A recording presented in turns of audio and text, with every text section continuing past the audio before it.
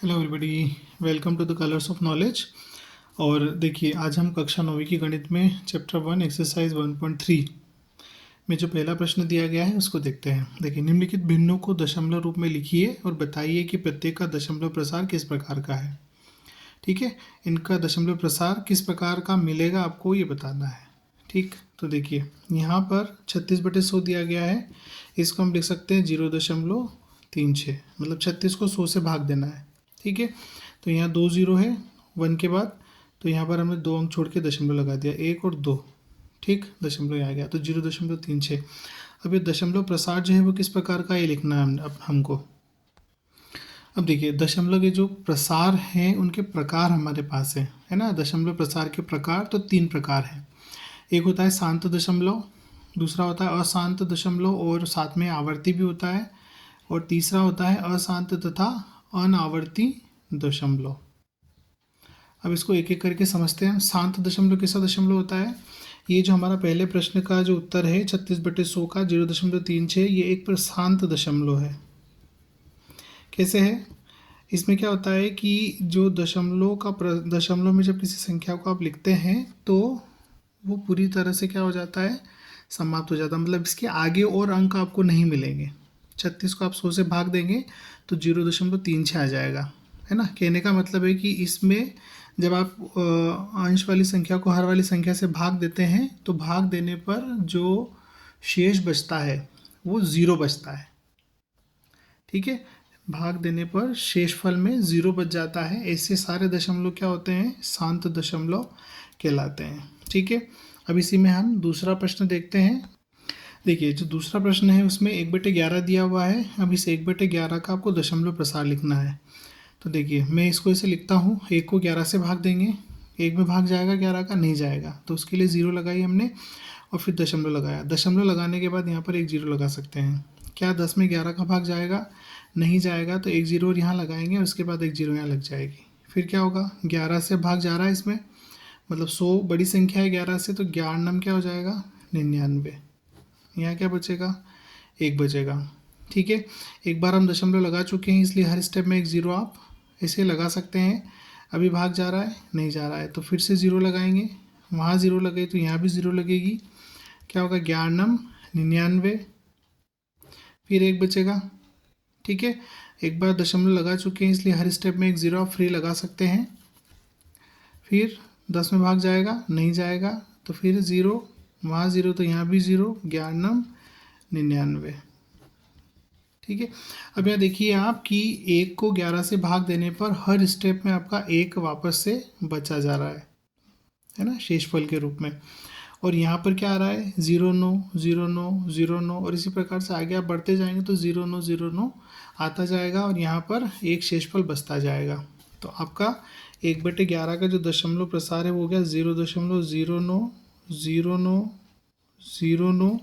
इस प्रकार से आगे भी और 0 9 0 9 आते जाएंगे। मतलब इसमें जो 0 9 है ये क्या हो रहा है, बार बार रिपीट हो रहा है।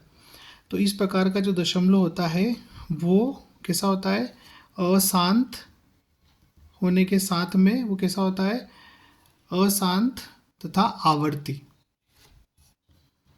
कैसा, अशांत तथा आवर्ती दशमलव, है ना।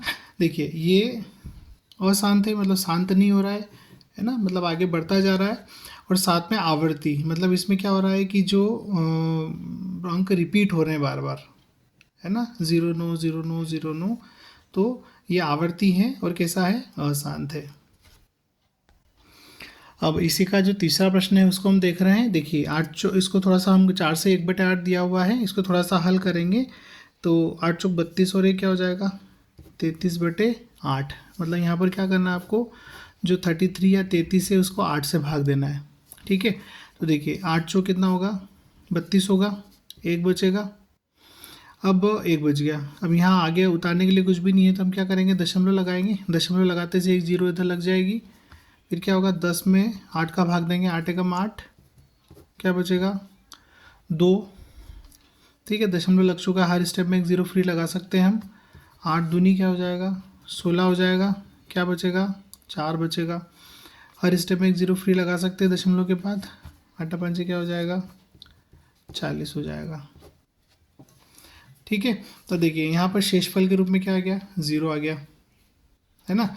तो मैंने आपको पहले बताया था कि ऐसी सभी संख्याएं जिनमें भाग देने पर शेषफल में 0 बच जाता है, उनका दशमलव प्रसार कैसा होता है, शांत दशमलव होता है। तो यहाँ पर आपका 4 सही 1/8 जो है उसका दशमलव प्रसार हो गया 4.125, और ये किस प्रकार का है, शांत दशमलव है। ठीक है, अब इसका चौथा प्रश्न करेंगे। देखिए ये जो उसका चौथा प्रश्न है, 3/13 आपको दिया हुआ है। अब यहाँ पर क्या करना है, हमें 3 को 13 से भाग देना है। ठीक है, जो अंश में रहता है उसको भाग देना है हर से। तो 3 में भाग जाएगा, नहीं जाएगा तो भाग नहीं जाएगा उसकी 0, फिर दशमलव लगाएंगे, दशमलव के बाद यहाँ एक 0 लग जाएगी, 13 दूनी क्या हो जाएगा 26, कितने बचेंगे 10 में 6 जाएंगे तो 4 और ये 0, दशमलव के बाद हर स्टेप में एक 0 फ्री लग जाती है, 13 क्या हो जाएगा 39, कितना बचेगा 1 बचेगा। अब हर स्टेप में एक 0 फ्री है तो फ्री वाली 0 लगा दी हमने, 10 को 13 से भाग देंगे, जाएगा नहीं जाएगा तो भाग नहीं जाएगा उसकी 0 लगाएंगे, वहाँ 0 लग गई तो यहाँ भी लग जाएगी, 13 से 7 बार जाएगा, 13 7 91, कितने बचेंगे यहाँ पे 9 बचेंगे। ठीक, 9 बचेंगे। अब हर स्टेप में एक 0 फ्री है, ये 0 फ्री वाली लगा देंगे हम। अब 13 7 91 हमने किया था, 13 क्या होगा 78 होगा, क्योंकि 91 तो ज़्यादा हो रहा है।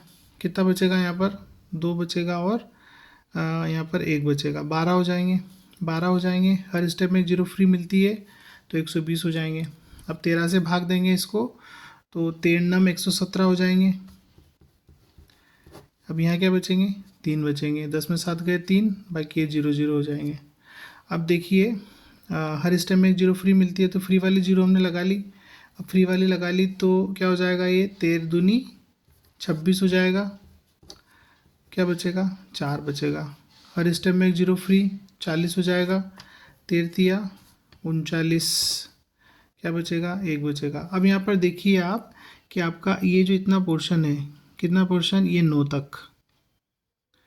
ठीक है, यहाँ पर देखिए वापस से 3 आ गया है, हमने 30 से शुरू किया था, वापस से 30 इधर आ गया हमारे पास, है ना, 3 से शुरू किया था मतलब, तो 2 3 0 7 6 9, अब वापस से आ गया। अब इसको बढ़ाते जाएंगे ना तो 2 3 0 आएगा। देखिए अब देखिए यहाँ पे 1 है, हर स्टेप में एक 0 फ्री मिलती, फ्री वाली 0 लगाई, 13 से 10 को भाग देंगे, जाएगा नहीं जाएगा तो भाग नहीं जाएगा, उसकी क्या लगाएंगे हम 0 लगाएंगे। देखिए 230 आ गया। वैसे ही तो 0.230 769, इसी प्रकार से आगे भी 230 769 230 769, इस प्रकार से आता जाएगा। मतलब ये जो इतना पोर्शन है 230 769, ये इसका रिपीटिंग पोर्शन है ना। रिपीटिंग पोर्शन का मतलब है कि बार बार ये रिपीट होता जाएगा।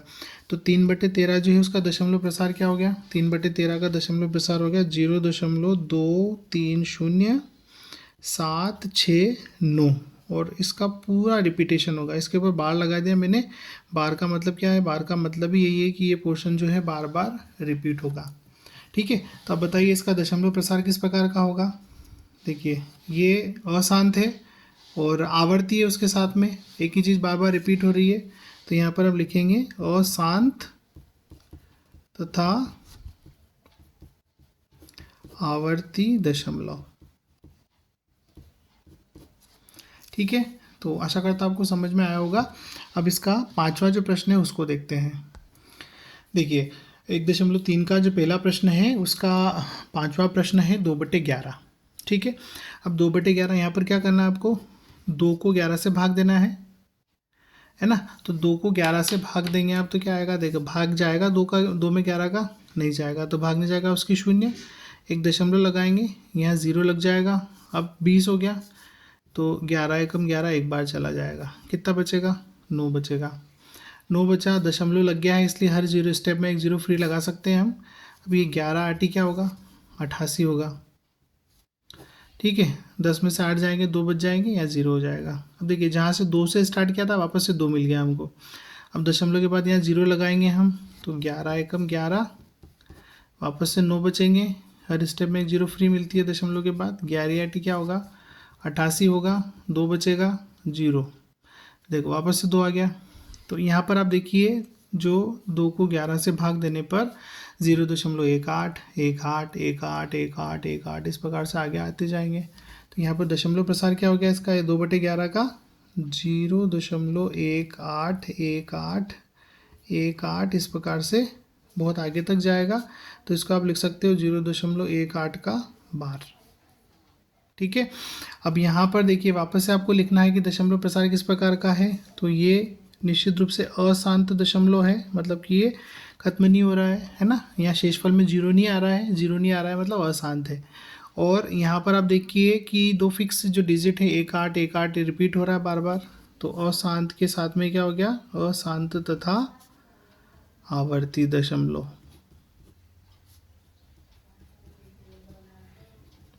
ठीक है, मतलब बार बार रिपीट हो रहा है और समाप्त नहीं हो रहा है, इसलिए ये अशांत आवर्ती दशमलव है। अब इसके साथ में हम प्रश्न क्रमांक 6 जो है उसको भी देख लेते हैं। देखिए जो छठा प्रश्न है उसमें 329/400 दिया गया है। तो क्या करना है हमें, 329 जो है उसको 400 से भाग देना है। देखिए 329 छोटी संख्या होती है 400 से, तो भाग नहीं जाएगा, उसकी ज़ीरो लगेगी, फिर दशमलव, दशमलव के बाद एक जीरो हम यहाँ लगा सकते हैं। अब थोड़ा सा एस्टिमेशन का उपयोग करेंगे हम। देखिए ये 400 है और ये 3290 है ना। तो चारों आठों 32 कर देंगे हम, 3200 है ना। तो 0 0 और 8 चौक 32, ठीक, 0 9 0 और 0 90 बचा। दशमलव लग गया है तो हर स्टेप में एक जीरो फ्री मिल जाती है। 4 दूनी क्या हो जाएगा, 8 हो जाएगा, मतलब 800 हो जाएगा। 0 0 9 में से 8 गया तो 1। ठीक है, अब हर स्टेप में एक जीरो फ्री मिलती है, तो फ्री वाली जीरो हमने लगा ली। 4 से करेंगे इसको 400 से, तो एस्टिमेशन से 4 दूनी 8, 400 दूनी 800 हो जाएंगे, है ना। 3 बार करेंगे तो 1200 बड़ी संख्या हो जाएगी। 0 0 10 में से 8 गए 2, 200 बचा। अब हर स्टेप में एक जीरो फ्री मिलती है, फ्री वाली जीरो हमने लगा ली। दशमलव के बाद 4 से देखिए 5 बार चला जाएगा पूरा पूरा, है ना। 4 और 5 जो 20 हो जाएगा, तो 2000 आ जाएगा। ये जीरो ये जीरो ये जीरो ये जीरो। अब यहाँ देखिए शेषफल क्या बचा आपका, शेषफल बचा है केवल 0।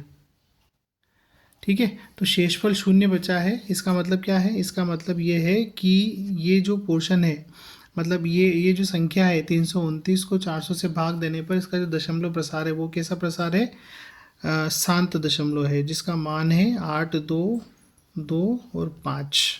ठीक है, तो ये हो जाएगा आपका शांत दशमलव। ठीक है, तो आशा करता हूँ आपको समझ में आया होगा। ये जो पहला प्रश्न है 1.3 प्रश्नावली कक्षा 9वीं की गणित में संख्या पद्धति जो पाठ है आपका पहला पाठ, उसका पहला प्रश्न है, उसमें 6 प्रश्न हमने हल किए। तो आशा करता हूँ आपको समझ में आया होगा। और थैंक्स फॉर वॉचिंग। वीडियो को लाइक कीजिए, शेयर कीजिए, सब्सक्राइब कीजिए और मुझे सपोर्ट कीजिए। Thank you.